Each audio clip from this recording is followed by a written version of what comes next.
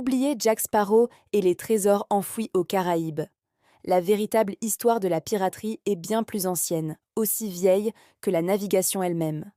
Dès que les premiers marchands ont osé s'aventurer sur les flots pour échanger des marchandises, d'autres ont vu là une opportunité bien plus simple, prendre plutôt qu'échanger.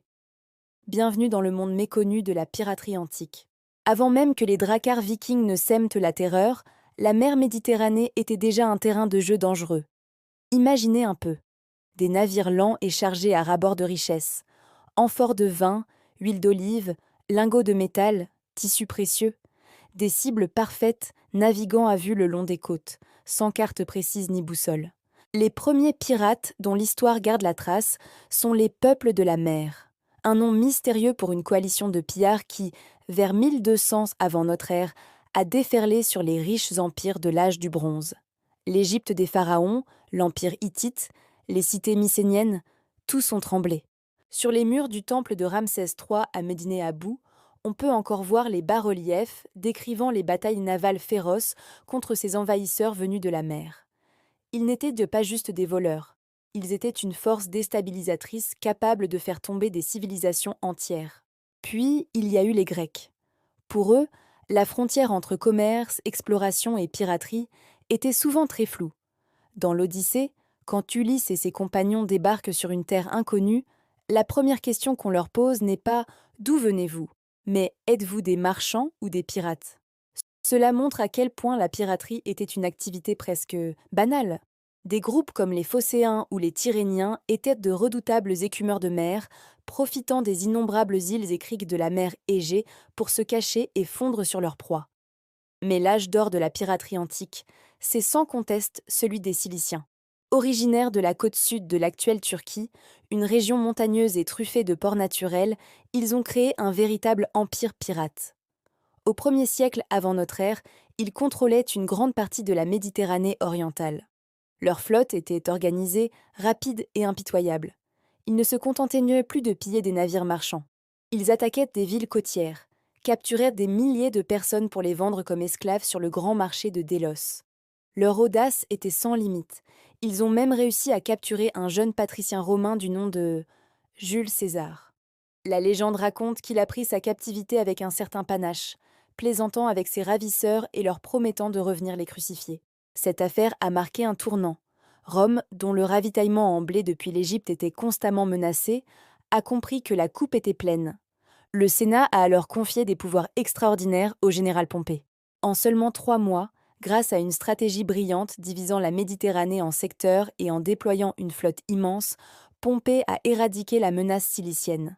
Une campagne éclair qui a ramené la fameuse Pax Romana, la paix romaine, sur les mers pour plusieurs siècles. Mais chasser le pirate ne fait pas disparaître la peur de la mer. Pour un marin de l'Antiquité, le danger était partout. Bien avant de croiser un navire pirate, il fallait affronter des ennemis bien plus imprévisibles. Le vent, les vagues, les récifs cachés.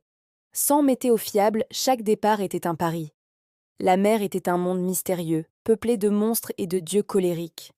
Chaque craquement du bois, chaque nuage à l'horizon était interprété comme un signe, un présage. Pour tenter de maîtriser cet univers hostile, les marins ont développé une multitude de rituels et de superstitions. Avant de partir, on faisait des sacrifices aux dieux de la mer, comme Poséidon chez les Grecs ou Neptune chez les Romains, pour s'assurer leur bienveillance. On accrochait des amulettes protectrices à la proue du navire, souvent des yeux peints, les oculi, censés voir le danger et guider le bateau à bon port. En mer, la vie était rythmée par des tabous stricts. Siffler à bord était interdit, car cela pouvait attirer le vent et donc la tempête. Renverser du vin sur le pont était un mauvais présage, tout comme croiser un navire au nom malchanceux. Les marins voyaient des signes partout. Le vol d'un oiseau, la couleur du ciel, la présence de dauphins. Ces croyances n'étaient pas de simples superstitions. C'était une façon de donner un sens au chaos, de reprendre un peu de contrôle sur un destin qui semblait entièrement aux mains des éléments. Quand on navigue sur une coquille de noix au milieu de l'immensité, on se raccroche à ce qu'on peut. Avec la chute de l'Empire romain d'Occident, la Pax Romana s'effondre. Le contrôle des mers disparaît. Et comme toujours, quand l'ordre recule, la piraterie refait surface. Les Vandales, depuis leur base à Carthage, lancent des raids dévastateurs dans toute la Méditerranée, allant jusqu'à piller Rome en 455. Puis ce sont les pirates slaves dans l'Adriatique, ou encore les Sarrasins qui, pendant des siècles, mèneront des razzias depuis les côtes d'Afrique du Nord. Chaque époque a eu ses pirates, adaptés aux routes commerciales et aux failles politiques de leur temps. Les Illyriens, les Ciliciens, les Vandales, ils sont les ancêtres oubliés des Vikings et des flibustiers des Caraïbes.